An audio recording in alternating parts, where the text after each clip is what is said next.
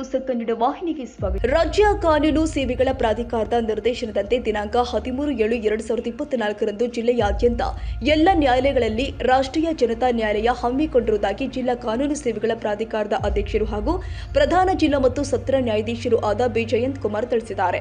ನ್ಯಾಯಾಲಯದ ಆವರಣದಲ್ಲಿ ಇಂದು ಬೆಳಗ್ಗೆ ಸುದ್ದಿಗೋಷ್ಠಿಯಲ್ಲಿ ಮಾತನಾಡುತ್ತಾ ಮಾರ್ಚ್ 16ರಂದು ಆಯೋಜನೆ ಮಾಡಲಾಗಿದ್ದ ಜನತಾ ನ್ಯಾಯಾಲಯದಲ್ಲಿ ಜಿಲ್ಲೆಯ ಎಲ್ಲ ನ್ಯಾಯಾಲಯಗಳಲ್ಲಿ ಬಾಕಿ ಇದ್ದ 94,564 ಪ್ರಕರಣದಲ್ಲಿ 9,923 ಪ್ರಕರಣಗಳು ಹಾಗೂ ವ್ಯಾಜ್ಯಪೂರ್ವ ಪ್ರಕರಣಗಳು 1,29,386 ಪ್ರಕರಣವನ್ನು ವಿಲೇವಾರಿ ಮಾಡಲಾಗಿತ್ತು. ಒಟ್ಟು 1,39,309 ಪ್ರಕರಣವನ್ನು ಇತ್ಯರ್ಥಪಡಿಸಲಾಗಿದೆ ಎಂದರು. ಸರ್ವರಿಗೂ ನ್ಯಾಯ ಎಂಬುದು ಭಾರತ ಕಾನೂನು ಸೇವೆಗಳ ಧ್ಯೇಯವಾಗಿದ್ದು, ಯಾವುದೇ ಪ್ರಜೆಯೂ ಕೂಡ ತನ್ನ ಆರ್ಥಿಕ ಅಥವಾ ಇತರೆ ದೌರ್ಬಲ್ಯಗಳ ಕಾರಣದಿಂದಾಗಿ ನ್ಯಾಯದಿಂದ ವಂಚಿತವಾಗಬಾರದೆಂಬ ಉದ್ದೇಶದಿಂದ ಉಚಿತ ಮತ್ತು ಸಕ್ಷಮ ಕಾನೂನು ಸೇವೆಯನ್ನು ಸಮಾಜದ ದುರ್ಬಲ ವರ್ಗಗಳಿಗೆ ಒದಗಿಸುವ ಸಲುವಾಗಿ ಜನತಾ ನ್ಯಾಯಾಲಯಗಳಲ್ಲಿ ಸ್ಥಾಪಿಸಲಾಗಿದೆ ಎಂದರು. ಸುಪ್ರೀಂ ವಿಶೇಷ ಲೋಕ ಅದಾಲತ್. ಭಾರತದ ಸರ್ವೋಚ್ಚ ನ್ಯಾಯಾಲಯವು ಜುಲೈ 29ರಿಂದ ಆಗಸ್ಟ್ 3ರ ತನಕ ವಿಶೇಷ ಲೋಕ ಅದಾಲತ್ ನಡೆಸಲು ಉದ್ದೇಶಿಸಿದ್ದು, ಈ ಹಿನ್ನೆಲೆ ಪಕ್ಷಗಾರಿಗೆ ಎದುರುದಾರರ ಜೊತೆ ಪೂರ್ವಭಾವಿ ಲೋಕ ಅದಾಲತ್ ನಡೆಸಲು ತಾಲೂಕು ಮತ್ತು ಜಿಲ್ಲಾ ಕೇಂದ್ರದಲ್ಲಿ ವಿಡಿಯೋ ಕಾನ್ಫರೆನ್ಸ್ ಮಾಡಲಾಗಿರುತ್ತೆ ಎಂದರು.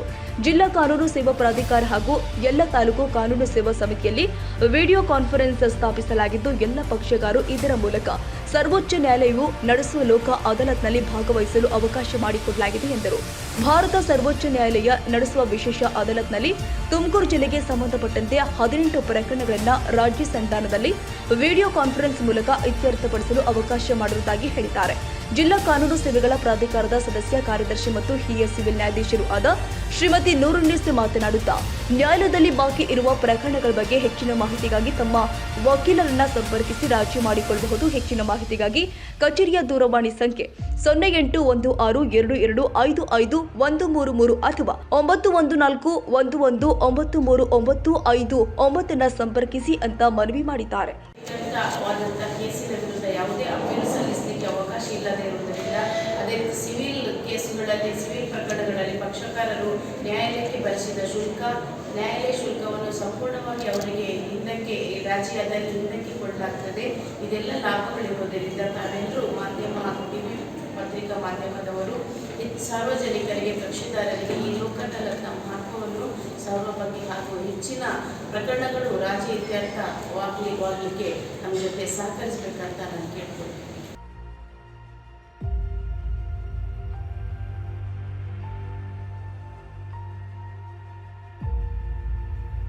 ತಾಜಾ ಸುದ್ದಿಗಾಗಿ ಎಂಟಿವಿ ನ್ಯೂಸ್ 24x7ಗೆ ಸಬ್ಸ್ಕ್ರೈಬ್ ಮಾಡಿ ಮತ್ತು ಬೆಲ್ ಐಕಾನ್ ಅನ್ನು ಒತ್ತಿ. ತಪ್ಪದೇ ಲಿಂಕ್ ಶೇರ್ ಮಾಡಿ.